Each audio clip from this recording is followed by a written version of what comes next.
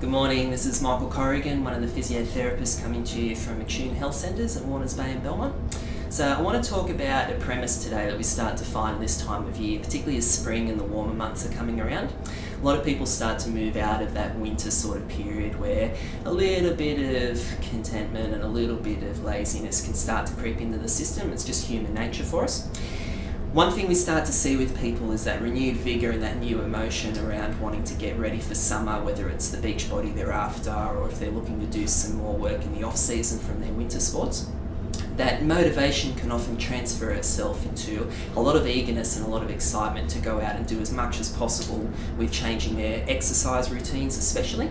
And it can lead some people into having some issues. So when we're looking at change in exercises and change in routines, there's a real key principle to keep in mind, and that's that the body doesn't like to have rapid changes in the way that it's doing its activity. So it gets quite comfortable, it gets quite content in what it's doing, and particularly through the winter months, if you're doing a little bit less than what you've been doing in the summer months, just from the temperature changes and the sorts of activities you might do in a holiday period.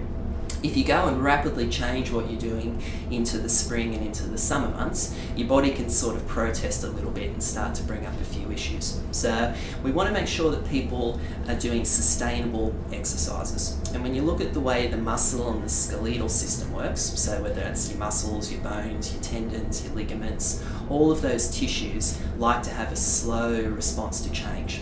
Because if you do some exercise, and that obviously places stress, and a good stress most of the time, upon those tissues, you find that after you've had that bout of exercise, so if you say go for a jog in the afternoon, your body then has to recover itself, it repairs any small bits of damage that might occur to those tissues, and then it will adapt. So that next time you go for a jog, your body is more equipped and better adapted to be able to do that activity. So that normal response of recover, repair, and then adapt is what helps to build up that fitness and build up that tolerance to exercise over time. So if we use an example of someone who we'll call Suzy. Suzy is a lady who works in an office setting, so she's pretty sedentary through the days, and through the winter months she just spends a couple of afternoons a week walking the dog for about half an hour. So it's still relatively active, but not at a high intensity or a high level. Suzy, coming into spring, decides that she wants to start to do a bit more exercise, get ready for summer. And she goes with her friend and her colleague, who's been doing a boot camp class for a couple of years now, in the mornings before work to try and get a little bit extra exercise into the system.